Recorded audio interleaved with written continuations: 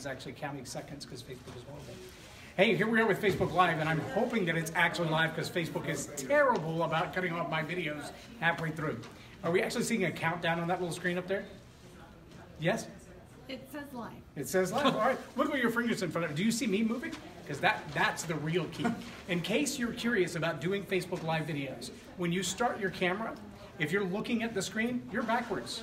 If you can see yourself, you're mirror imaged. If you want to be on the right side, you got to use the camera on the back of the phone. That's also the better quality camera. Just gee whiz. But there's a microphone on the back of the camera too, so you're going to hear yourself better. If you're looking at this image properly, you'll see on my right-hand side a world-famous multimillionaire. Millionaire, as in likes to give away money millionaire, doesn't do as much anymore, but secret millionaire, he did. Right now, what he gives away is some of the best training you're going to get. So if you have a desire to be a millionaire, whether it's as a speaker, a writer, a coach, the owner of a barbecue franchise that's going all across the country, James is the guy that can coach you. How do you know? Well, because he coaches people like Jack Canfield and Loren and Tim Gillette, and Jim Gardner has been to his training materials, and Mike Davis, and I know Mike is watching because I've been having a conversation with Mike today, and he said to tell you hi. Hey, Mike, what's going on? He was just at my event. He was just at your event. And so there are a lot of people that are in the circles that I run in, and a lot of people that are way above the circles that I run in who are influenced by James Malinchak. So James, tell me something. One of the questions that a lot of people ask, especially when it comes to being a big money speaker, is why do you really do what you do? And I think the question behind the question for most people is it all about the money, or is there something else behind it? So when I started as a speaker, I listened to a lot of stuff out there that it just really isn't true. And I was broke, making $7 an hour working in a video store. I heard things like this: just dream big and you'll actually profit with your message, or just have passion, or just tell your story. And I was doing all that stuff, and I had no bookings. So then I started to say, well, it's got to be me, and I'm a failure, and this ain't going to work. And then I had a mentor that was the turning point who said, stop listening to speakers. Most of them are broke. Go out and learn from the top marketers. And so, like any good student, like if my mentor says something, I go and do it, right? So I went and did it, and that's when my career went from zero to hero, so to speak. And I started booking talks like crazy because I realized something. You're not in the speaking business. You're in the business of marketing your speaker services. So why do I really love doing this is this. You can have the best message in the world. You can want to make the biggest impact, the biggest difference. But if nobody knows about you, then you're sitting at home broke. And if you're sitting at home broke, not booking talks or not moving your great value with your products or your services, then you're not supporting your family. You're not, getting out of debt. You're not, it's the business side that nobody ever taught me, and nobody teaches anybody. So the thing about Big Money Speaker Bootcamp, it's not even about big money, it's about the business side of speaking, and when you learn that, then big money just attracts to you. So what I love is helping people who have a message, story, any kind of wisdom, any kind of how-to advice, to realize that that's important, but there's also something that's important, and it's a second side of the coin, and that's called the business. And if you learn this second side, which nobody ever teaches us when we start, right, then you can impact more people, you can have more influence, and yes, you will have more income. So how about the idea that, there are a lot of people out there who are quote-unquote gurus or experts. And as gurus and experts, they also have this little fear edge that says, I can't train everybody to do what I do because then suddenly I'll have all this competition. Are you afraid that one day the platform will be too full for you to still speak? I heard a statistic years ago where they said in the United States alone, there's roughly 7,000 events go on every day where there's speakers needed. Wow. I can never do 7,000, in that's probably only my about lifetime. 2.1 million a year, is that right? Yeah, and by the way, anybody that says that, they're coming from a scarcity mindset, and you should choose to live in an abundance mindset. The world, the pie is big enough for everyone, and that's just a ridiculous way to think. So what would you say, and I'm going to take this back to when I first found out about you. I was doing YouTube searches in August of 2010 before I even wrote my first book. Oh, wow. And I didn't know that's how you found me. I did. YouTube search, sitting in Gateway Church in Southlake, Texas. Oh. And I searched becoming a paid speaker. And I came across this background interview that you were doing, very long sales page, just an audio in the background. And you said, I went to see this other guy speak, And this lady approached me after I had asked a few questions and said, "You're very articulate, but I could make you a better speaker." And you said, "Great, so do you speak a lot?" And she said, "No, I'm a speaking coach." And he said, "Well, great. Who do you coach that I might know?" And she said, "Well, you would be my first client." And James said, "Well, then why would I want you to pay me? And by the way, how many times have you spoken?" And she said, "Well, I haven't. I mostly coach, but I don't have any clients." And James said, "Well, I spoke to about 20 colleges last month, so what are you going to teach me?" I remember, and yeah. I remember sitting there listening to that video, and I thought, this is a guy I need to spend some time with. And, you know, after we went through homelessness and everything else from 2010 till now, and all of the transitions in our life, and 4 kids and 7 grandkids, and now we look at life and we're going, okay, so how do we now give back? And I know that there are charities that you not only raise money for, but charities that you donate money to. And I'm guessing there are probably people that you serve who say the impact they're making in the world is worth so much more than they would ever pay me as a coach. Can you tell one of those quick stories about that transition where you said, you know what, I've reached the point where it's not really about the money, it's about the impact? So, first of all, it should always be about the impact and the influence.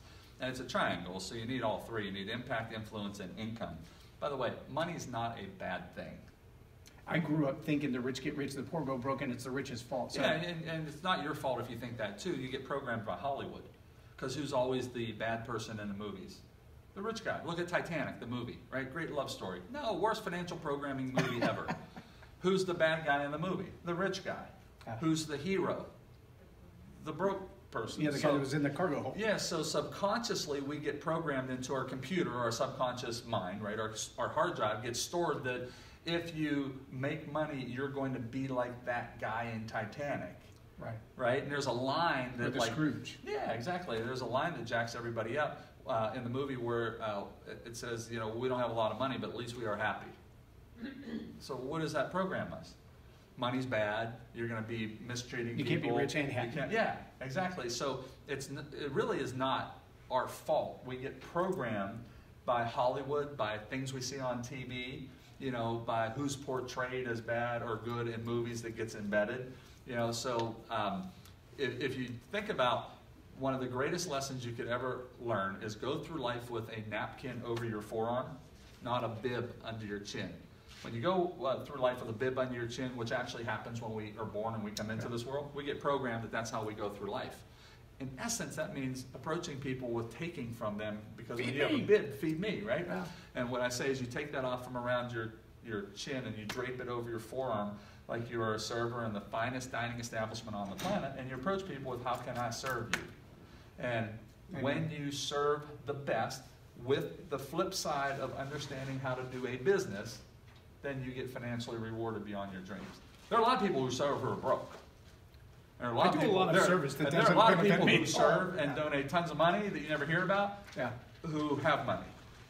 So this whole notion of, you know, you can't serve and be financially successful also is a load of crap.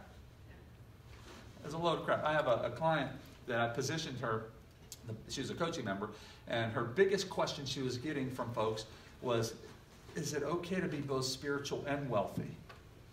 And I said, well, that's your positioning. If that's the number one thing that everyone's asking you, why don't we make that your positioning? So her book is called It's Okay to Be Spiritual and Wealthy.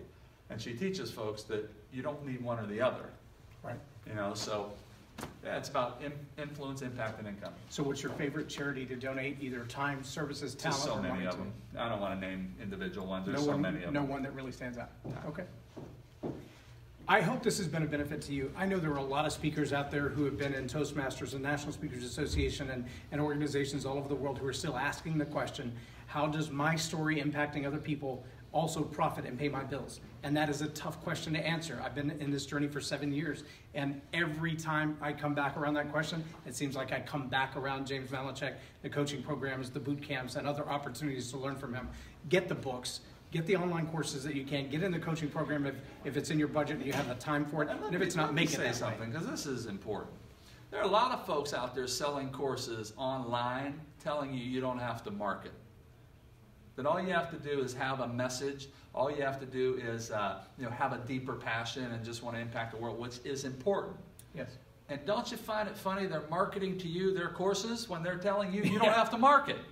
You know, so We talked about that on the podcast. it's got to be both sides. It's your message, the impact, and making a difference, but you have to market.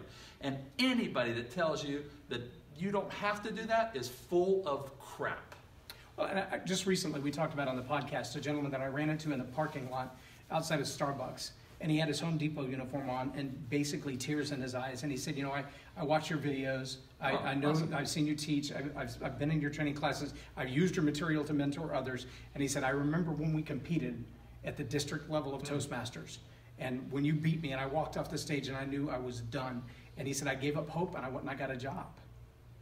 And that doesn't mean his message is dead. That doesn't mean his career is over. It just means in that moment he lost hope, and he felt like many of us that as hard as I push and as much passion as I have, I can't seem to get the rent paid and keep the lights on. So what am I doing wrong? And I think that's where big money speaker is making If I a could give difference. everybody, look, forget about certifications and forget about winning awards and all that stuff. Go out and book talks. Okay, James, do you have certification? Nope. I have no certification from any speaker groups whatsoever. I don't care about any of that.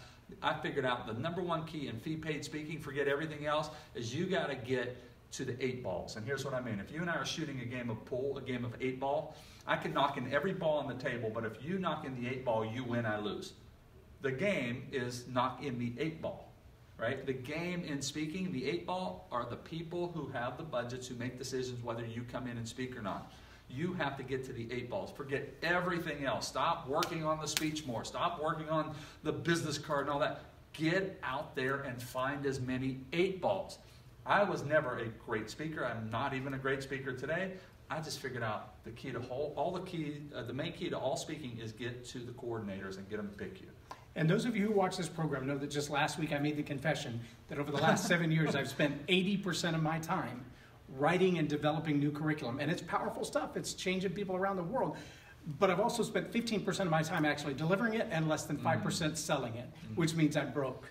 And isn't it funny that I'm here now with James again?